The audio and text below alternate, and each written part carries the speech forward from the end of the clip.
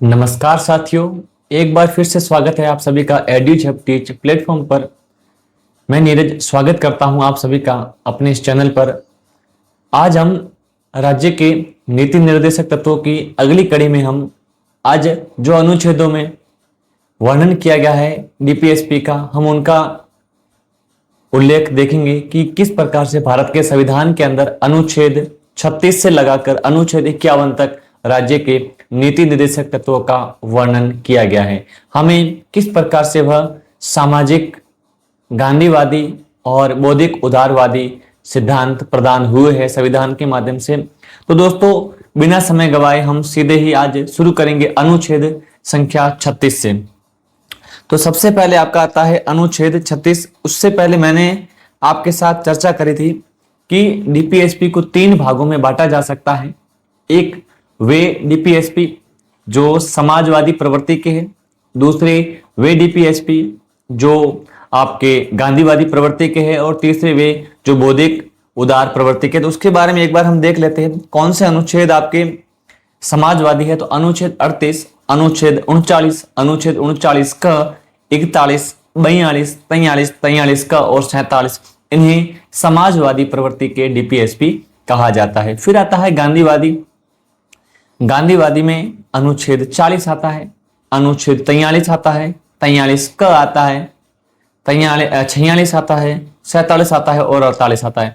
उसके बाद उदार बौद्धिक, इसमें आता है अनुच्छेद 44, 45, 48, 48 का, 49, 50 और 51। तो आपको ये जो पूरा का पूरा आपको ढांचा दिख रहा है, इसको आपको ध्यान रखना है, रिमेंबर करना है कि कौन से समाजवाद के अंदर आते हैं। सवाल सीधा आएगा कि निम्न में से कौन से मौलिक अधिकार समाजवादी प्रवृत्ति के। अब वहां पर अनुच्छेद न लिखकर अनुच्छेद के अंदर जो बातें हैं वो लिखी हुई आ सकती है।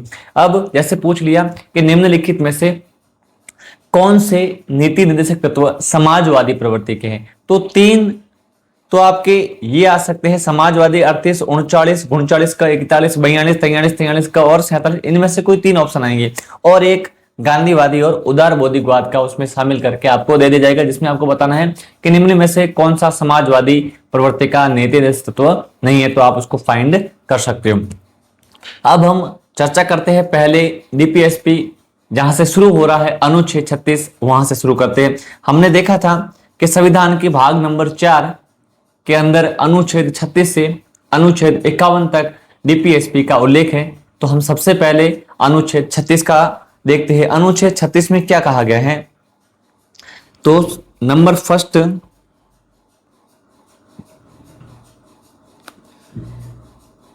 अनुच्छेद 36, और इसमें आपको देखने को मिलता है जो हमने राज्य की परिभाषा अनुच्छेद 12 में मौलिक अधिकारों में देखी थी, वही राज्य की परिभाषा आपको कहां देखने को मिलती है, वही सेम की सेम परिभाषा हमें देखने को मिलती है अनुच्छेद 36 में। तो इसमें आती है आपके राज्य की परिभाषा। ठीक है, तो आपको ध्यान रखना है अनुच्छेद 12 और अनुच्छेद 36 का संबंध राज्य की परिभाषा से संबंधित है। अब राज्य की परिभाषा में कौन कौन से अंग शामिल होते हैं उसका भी आपको विशेष ध्यान रखना है कि निम्न में से कौन सा अंग राज्य की परिभाषा में शामिल नहीं है या शामिल है। तो ऐसे सवाल आपको देखने को मिल सकते, क्योंकि दोनों ही हमारे सिलेबस में मौलिक अधिकार भी है और डीपीएसपी भी है, तो दोनों में ही परिभाषा सेम है, तो शायद एक का सवाल आ सकता है। तो आपको ध्यान रखना है राज्य की परिभाषा में क्या है। तो आप देखेंगे राज्य की परिभाषा में सबसे पहले हम देखते हैं केंद्र सरकार। सबसे पहले आप देखोगे केंद्र सरकार एवं उसके बाद आप देखोगे इसमें संसद, संसद व केंद्र सरकार पहला। दूसरा अंग आएगा आपके विभिन्न राज्यों की राज्य सरकारें, जितने भी अपने भारत में राज्य सरकारें हैं वे एवं उन राज्यों के विधानमंडल, राज्य विधान मंडल। ठीक है, तो दूसरा राज्य में कौन आता है, राज्य सरकारें और उन राज्यों में स्थापित विधानमंडल। अब जहां पर विधान सभा है तो विधानसभा शामिल होगी, और भारत के 6 राज्य जहां पर विधान परिषद भी है तो विधान परिषद भी राज्य की परिभाषा में शामिल होगी। नंबर तीसरा हम देखते हैं स्थानीय निकाय। अगला कौन सा आता है आपके? स्थानीय निकाय। अब ये स्थानीय निकाय में क्या क्या आएगा, तो आप देखोगे इसमें आता है पंचायतें, पंचायतें, और उसके साथ आएगा आपके नगर पालिका, पंचायतें, नगर पालिका, उसके बाद आता है नगर सुधार न्यास बोर्ड। तीसरा कौन सा आएगा आपके इसमें? नगर सुधार, नगर सुधार न्यास बोर्ड।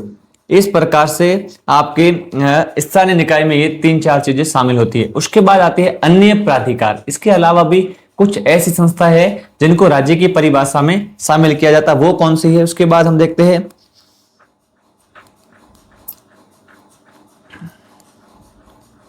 अन्य प्राधिकारी। तो 3 तो हमने वो देखे थे, और भी इसमें शामिल है, आज उन सारों के बारे में देखेंगे। एक तो अपने आता है एनसीईआरटी, जो केंद्रीय लेवल की बोर्ड है ना, नेशनल करिकुलम रेफरेंस बोर्ड। तो आपको जो एनसीईआरटी जो बोर्ड है, जो किताबें आती है एनसीईआरटी की, वो भी इसमें शामिल होता है। ये क्या हो गया?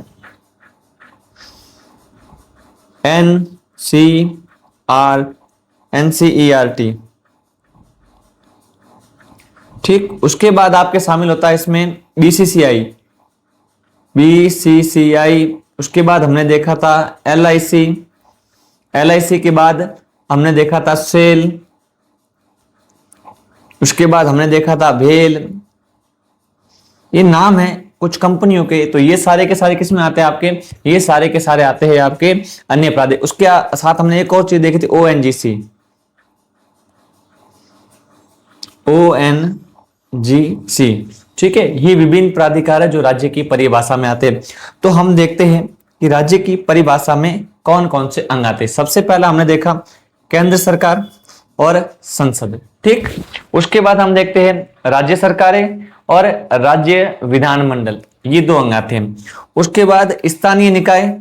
स्थानीय निकाय में कौन सी? एक तो आपकी आती है पंचायतें, ग्राम पंचायत, पंचायत समिति और जिला परिषद। उसके बाद नगर पालिकाएं, जिसमें हम देखते हैं नगर पालिका, नगर परिषद और नगर निगम।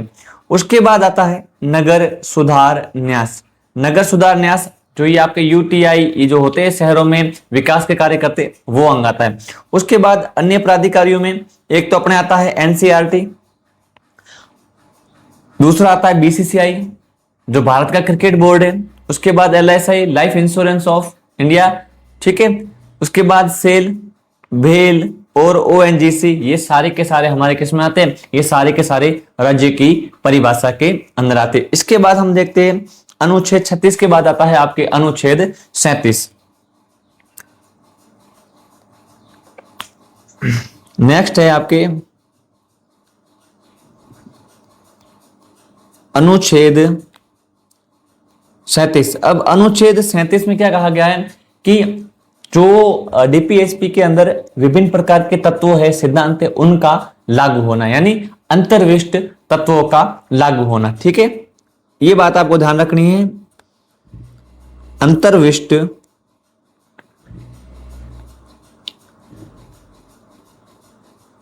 तत्वों का लागू होना। अब इसमें 2-3 बातें कही गई है, वो बातें हमें विशेषतः ध्यान रखनी है। कौन सी बातें ध्यान रखनी है? पहला तो इन उपबंधों को किसी भी न्यायालय में बाध्य नहीं कर सकता। डीपीएसपी के उपबंधों को न्यायालय द्वारा बाध्य नहीं किया जा सकता, क्योंकि ये वाद योग्य नहीं है।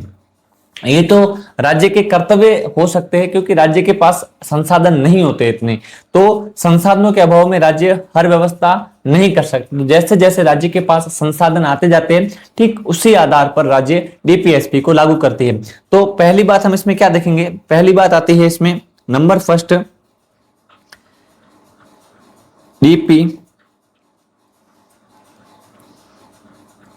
डीपीएसपी को लागू करने हेतु न्यायालय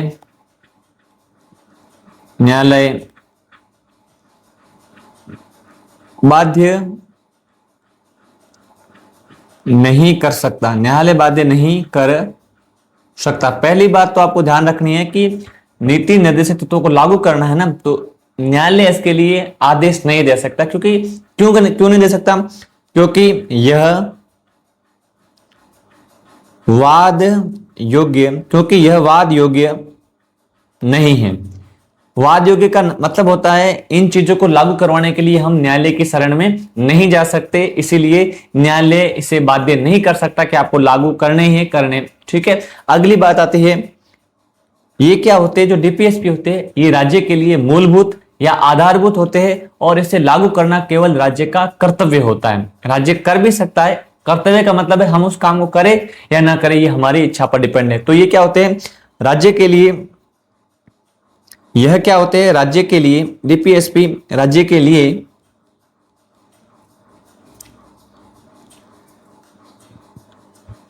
मूलभूत या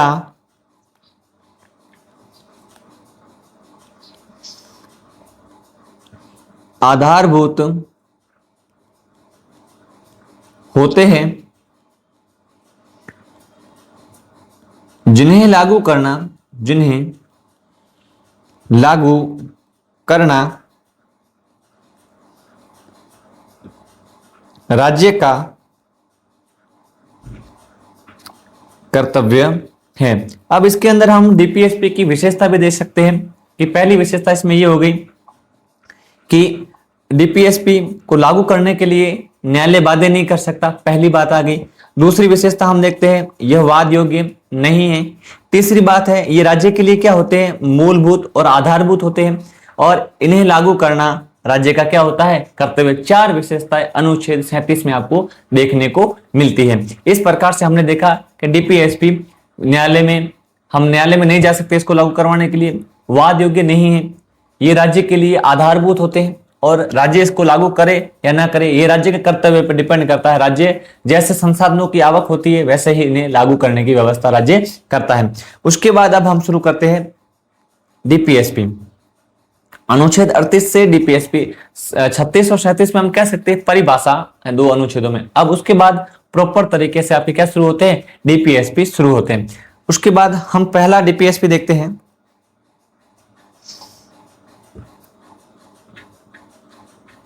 अनुच्छेद 38 से हमारे डीपीएसपी शुरू होते हैं। अनुच्छेद 38। अब इसमें क्या कहा गया है कि राज्य लोक कल्याण की अभिवृद्धि हेतु सामाजिक व्यवस्था बनाए रखेगा। क्या कहा गया है कि राज्य लोक कल्याण की अभिवृद्धि के लिए सामाजिक व्यवस्था को मेंटेन करेगा। ठीक है, तो आपको ध्यान रखना है क्या कहा गया इसमें? राज्य लोक कल्याण की अभिवृद्धि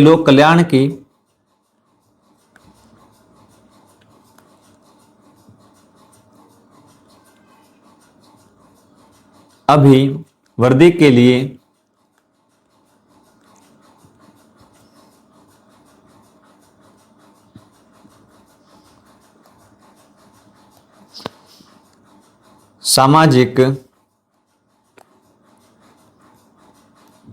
सामाजिक व्यवस्था बनाएगा। इसमें बस इतनी बात ही कही गई है कि राज्य के अंदर लोक कल्याण का मतलब होता है जनता का भला, उसको बढ़ाने के लिए राज्य क्या करेगा? सामाजिक व्यवस्था को मेंटेन करेगा। इसमें दो बातें कही गई है। एक तो ऐसा कहा गया है कि राज्य ऐसी सामाजिक व्यवस्था की स्थापना करेगा जिससे विभिन्न वर्गों और संस्थाओं के सामाजिक, आर्थिक और राजनीतिक न्याय की प्राप्ति हो। क्या होगा कि विभिन्न पिछड़े वर्ग जैसे एसटी हो गया, एससी हो गया, ओबीसी हो गया, ईडब्ल्यूएस, ये सारे क्या होते हैं? पिछड़े वर्ग होते हैं। इनकी सामाजिक व्यवस्था ऐसे मेंटेन होगी कि इनको कैसा न्याय मिले? सामाजिक, आर्थिक और राजनीतिक न्याय की प्राप्ति हो। तो पहली बात आपको ध्यान रखनी इसमें, नंबर फर्स्ट क्या कहा गया है? राज्य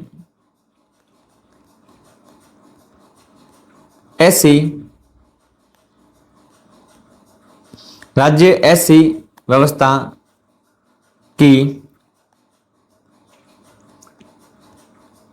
स्थापना करेगा जिससे सभी वर्गों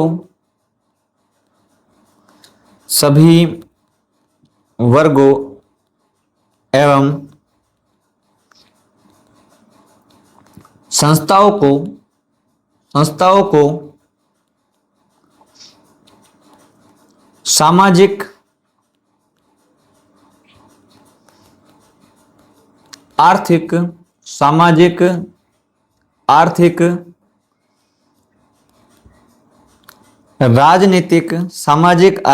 राजनीतिक, न्याय की प्राप्ति हो। पहली बात तो हो तथा लोक कल्याण की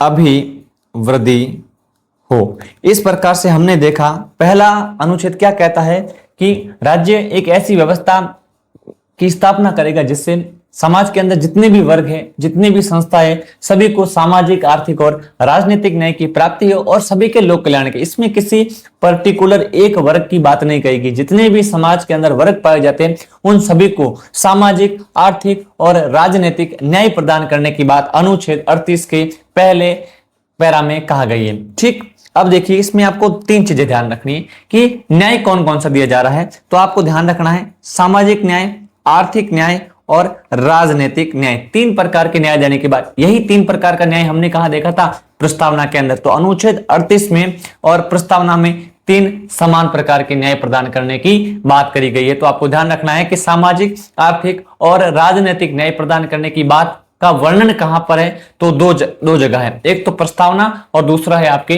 डीपीएसपी राज्य के नीति निर्देशक तत्वों में इसका वर्णन देखने को मिलता है। और लोक कल्याण के अभिवृद्धि, ये अनुच्छेद 38 कहता है कि राज्य लोक कल्याण की अभिवृद्धि करने के लिए सामाजिक व्यवस्था को बनाए रखेगा। अब इसके अंदर क्या होता है, एक संविधान का संशोधन होता है जिसे हम कहते हैं 44वां संविधान संशोधन। उसके तहत इसके अंदर एक बात और जोड़ी गई। बात कौन सी है उसको ध्यान रखें। नंबर दूसरी बात आती है, ये जोड़ी गई थी आपके, इसमें कहा गया, इसमें क्या कहा गया है कि समाज के अंदर जो आय की असमानता है, ठीक है, उसको दूर करने का प्रयास करेगा और विभिन्न व्यवसाय में लगे लोगों की अवसर और प्रतिष्ठा के असमानता को समाप्त करेगा। राज्य क्या करेगा, एक तो आय की असमानता को दूर करेगा और विभिन्न व्यवसाय में जो लोग लगे उनमें प्रतिष्ठा और अवसर की असमानता को दूर करने का प्रयास करेगा। तो आपको ध्यान रखना है राज्य लोगों में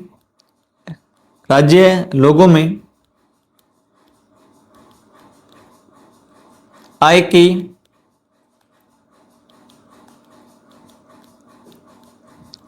की असमानता एवं प्रतिष्ठा तथा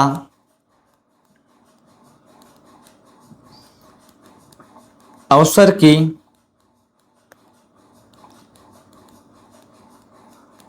असमानता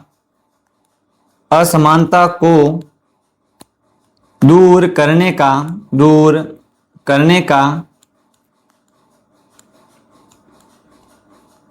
प्रयास करेगा। बस आपको इतना ही ध्यान रखना है, इसमें इतनी बात कही गई है कि लोगों में आय की असमानता। आप देखते हो कोई इतना अमीर है कि उसके पास पैसे की कोई सीमा ही नहीं है और कुछ इतना गरीब है जिसके पास 2 जून की रोटी भी नहीं मिलती है। तो ये कंडीशन हमारे भारत के समाज के अंदर व्यापक रूप से पाई जाती है कि कुछ लोग ऐसे हैं जिनके पास खाद्यान्न के अथाह भंडार पड़े हैं और कुछ लोगों के पास कुछ नहीं है खाने के लिए। तो राज्य क्या करेगा कि उन लोगों के मध्य आय को इक्वल करेगा। अब देखिए इसके लिए क्या व्यवस्था है कि जो अमीर वर्ग है उस पर सरकार टैक्स लगाती है और गरीब वर्ग के लिए आपको क्या करोगे, वो योजनाएं देती है, जैसे पेंशन योजना हो गई, छात्रवृत्ति योजना हो गई, आवास योजना, तो गरीबों के कल्याण के लिए काम करती है, तो इसमें ये काम होता है। दूसरा है प्रतिष्ठा और अवसर की असमानता को दूर करना, इसके लिए आप देखते हो सरकारी नौकरी, ये प्रतिष्ठा और अवसर की समानता की बात भी आपकी प्रस्तावना के अंदर कही गई है। तो अनुच्छेद 38 की दोनों ही बातें आपको प्रस्तावना में देखने को मिल जाएगी। अब जो दूसरी बात है, यह कब जोड़ी गई, तो आपको यह ध्यान रखना है, ये कब जोड़ी जाती है, जोड़ा कब, तो आप देखोगे जोड़ा है इसको 44वां संविधान संशोधन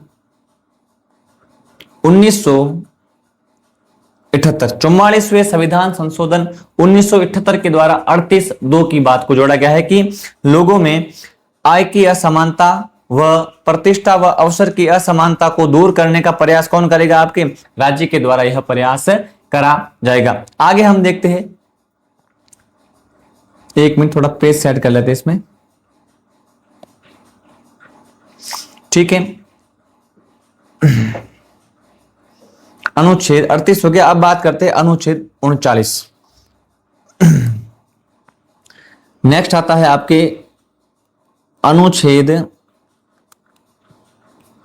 39। अब देखिए 38 में तो दो प्रकार की बातें कही गई, अब इसमें क्या है, अनुच्छेद 39 में 5 से 6 अलग अलग बातें कही है। कुछ अनुस्मरणीय नीति निर्देशक तत्व है, इसमें क्या है, कुछ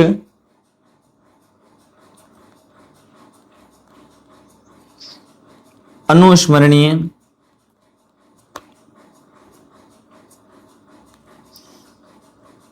नीति निदेशक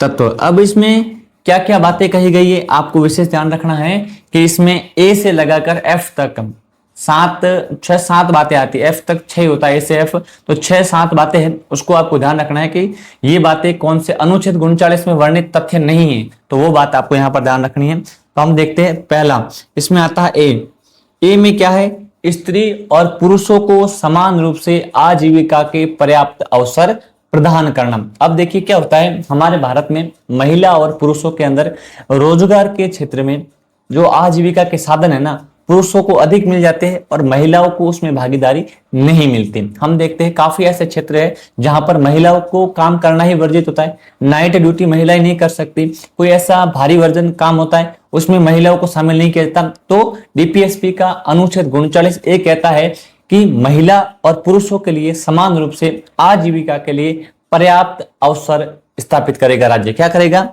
स्त्री एवं, पहली बात है इसमें, स्त्री व पुरुषों के लिए, स्त्री व पुरुषों के लिए समान रूप से आजीविका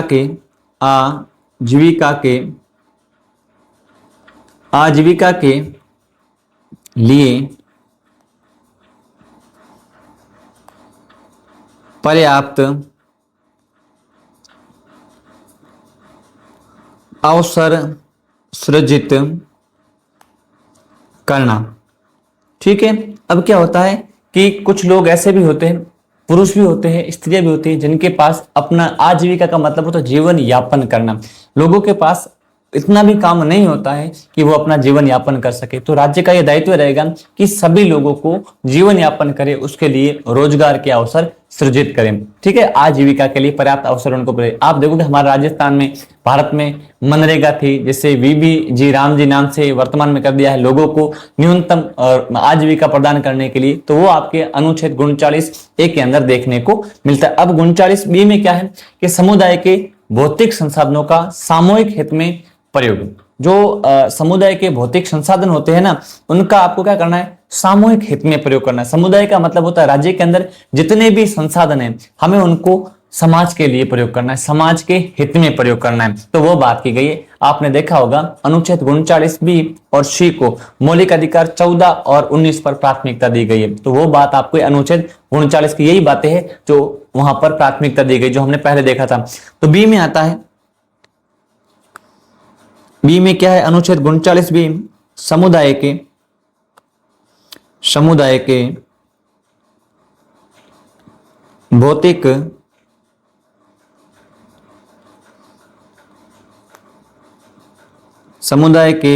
भौतिक संसाधनों का सामूहिक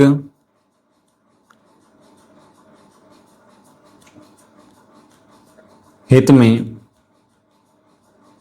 प्रयोग। ठीक है, अब आपको क्या करना है, जितने भी समुदाय के भौतिक संसाधन हैं, कौन से संसाधन, यहां पर हम बात करें भौतिक संसाधन, जैसे रेलवे हो गया, रोडवेज, ये भौतिक संसाधन है जो वर्तमान हम देख सकते हैं, बिल्डिंग्स हो गई, सरकारी सार्वजनिक बिल्डिंग्स होगी, उन सभी का सामूहिक हित में प्रयोग करना है, यानी समाज के हित के लिए प्रयोग करना है। ठीक, उसके बाद अगली बात आती है कि संपत्ति और उत्पादन के जितने भी संसाधन है उनका इस प्रकार से केंद्रीकरण न हो कि सार्वजनिक हित को किसी प्रकार की बाधा पहुंचे, कि देश के अंदर जितनी भी संपत्ति है और उत्पादन है उसको हमें एक केंद्रीकरण नहीं करना है, ऐसा केंद्रीकरण नहीं करना है कि आप सार्वजनिक हितों को बाधा पहुंचाओ। तो ये भी बात ध्यान रखनी है।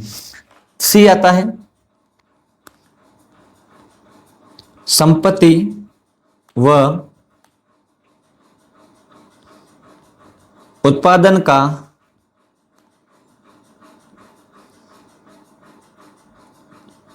इस प्रकार से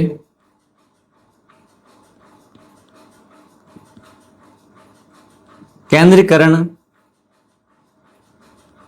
न करना कि सार्वजनिक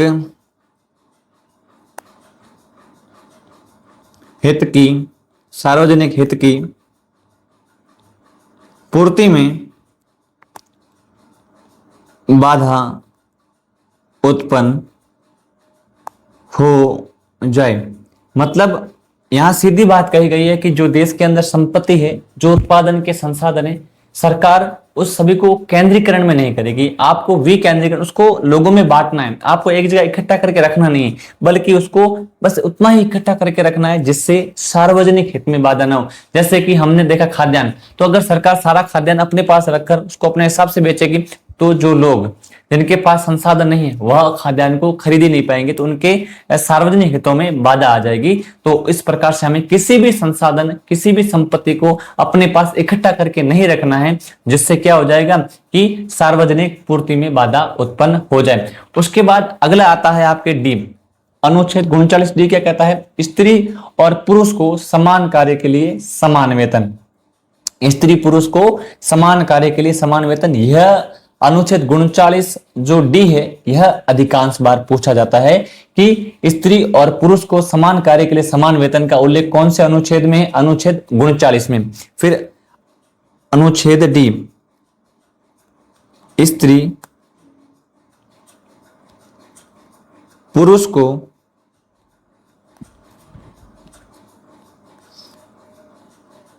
समान कार्य के लिए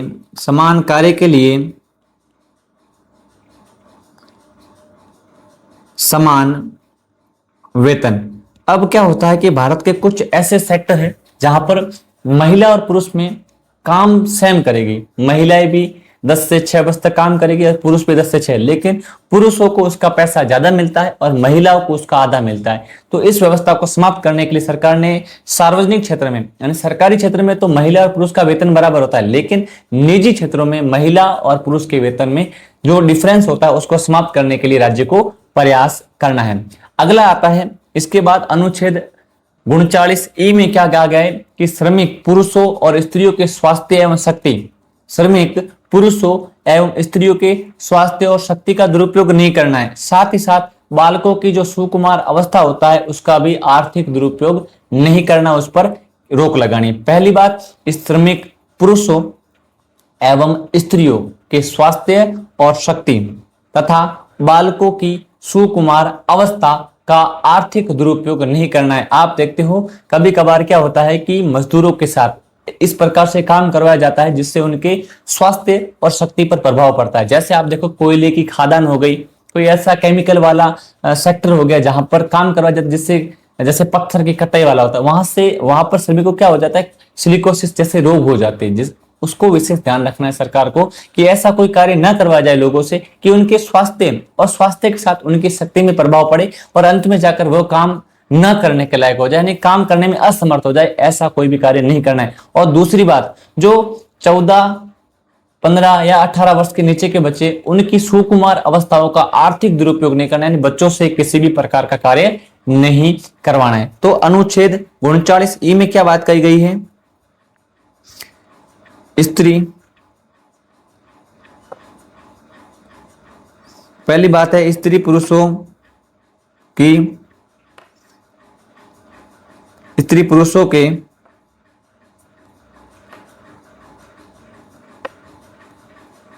स्वास्थ्य एवं शक्ति तथा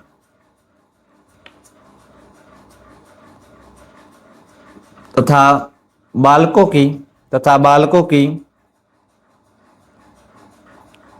सुकुमार अवस्था के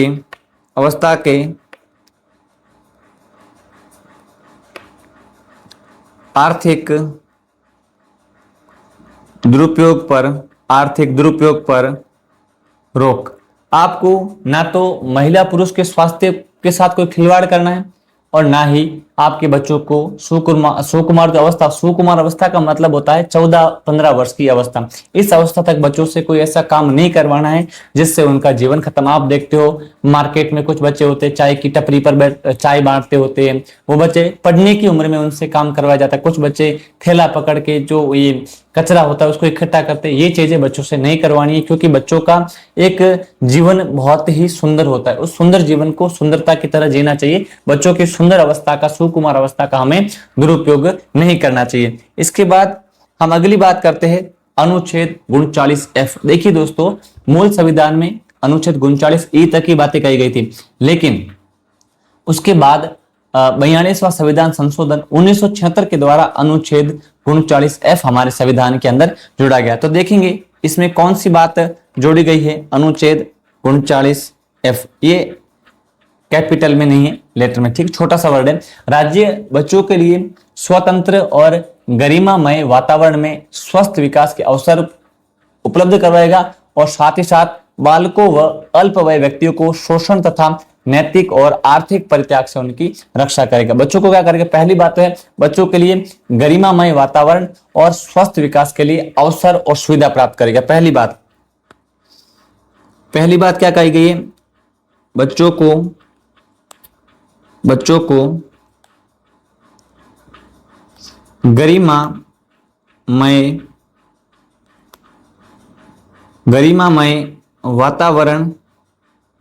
गरिमामय वातावरण एवं स्वस्थ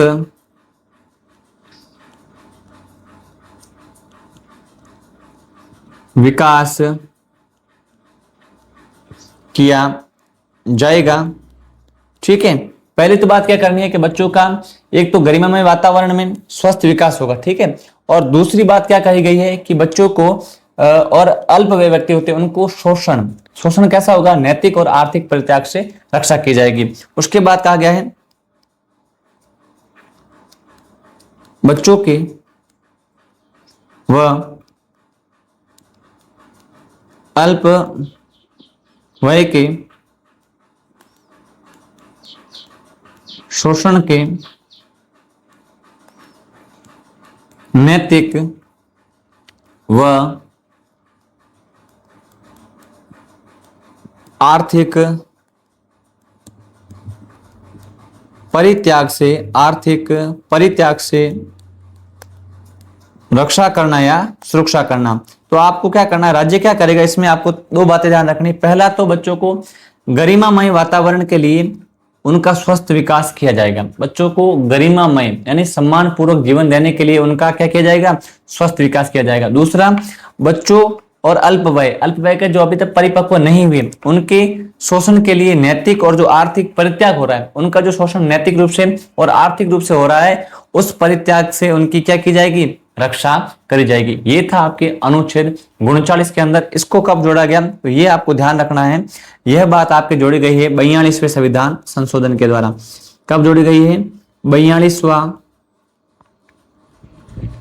संविधान संशोधन 1976 के द्वारा यह बात अपने संविधान के अंदर जोड़ी गई है। तो ये आपको ध्यान रखना है, ये बात कब जोड़ी गई है, तो 42वें संविधान संशोधन के द्वारा 39F के अंदर यह बात अंतः स्थापित की गई है। अब अगला आता है अनुच्छेद 39A। तो हम अगले अनुच्छेद की बात करते हैं।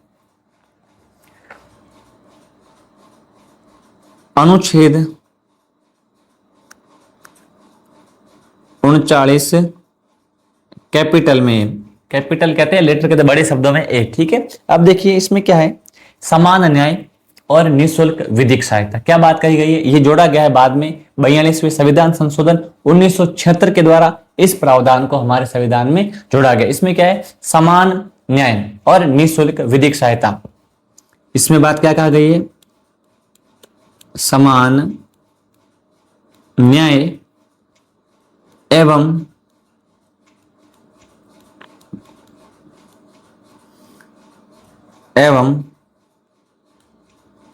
निःशुल्क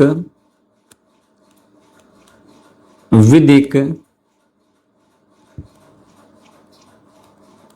सहायता। इसको जोड़ा कब गया है, तो आपको ध्यान रखना है, इसको जोड़ा गया है 42वें संविधान संशोधन, 42वां संविधान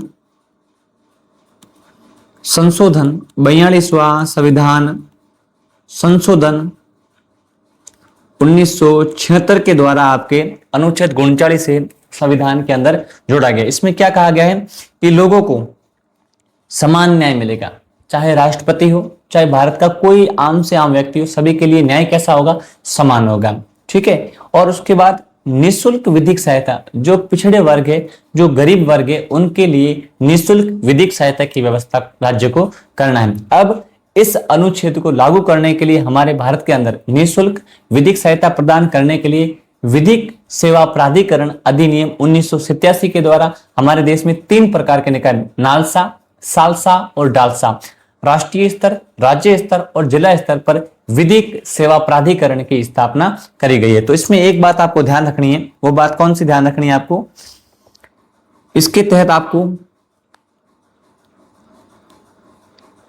इसके तहत लोगों को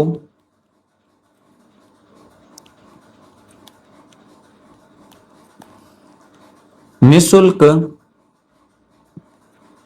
विधिक सहायता, लोगों को निःशुल्क विधिक सहायता प्रदान करने के लिए आपके विधिक सहायता प्राधिकरण विधिक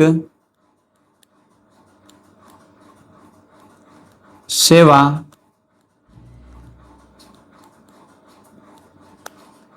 प्राधिकरण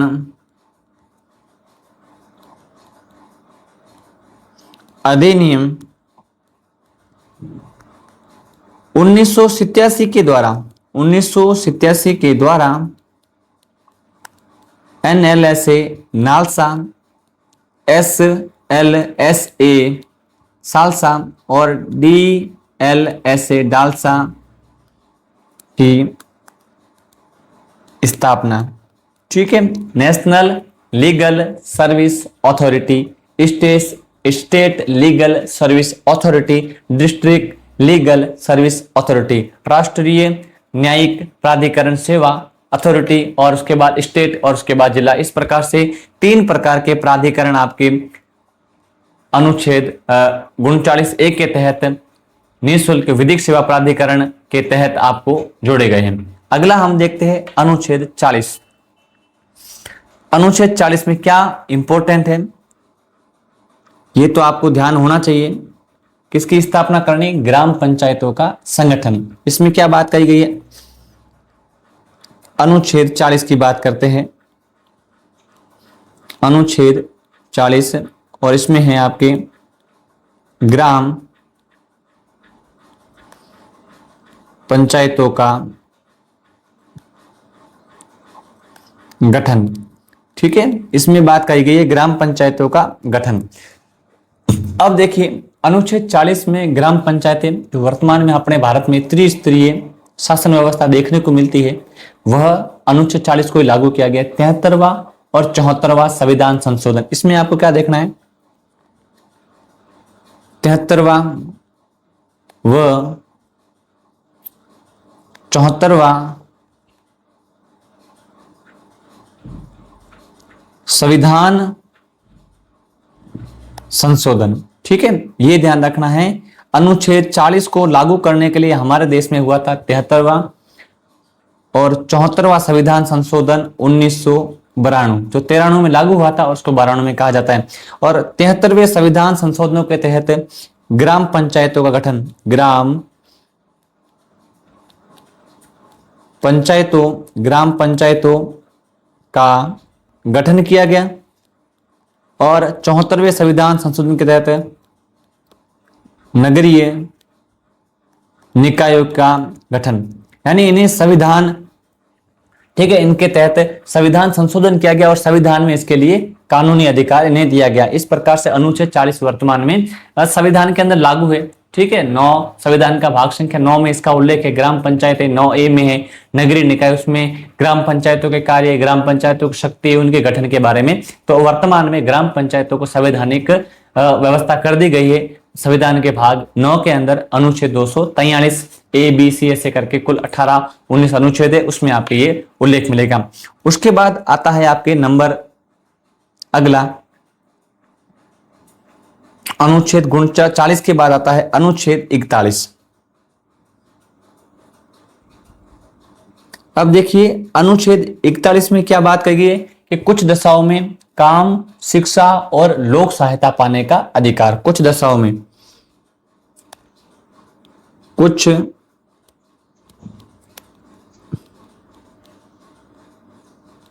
दशाओं में काम, शिक्षा एवं लोक सहायता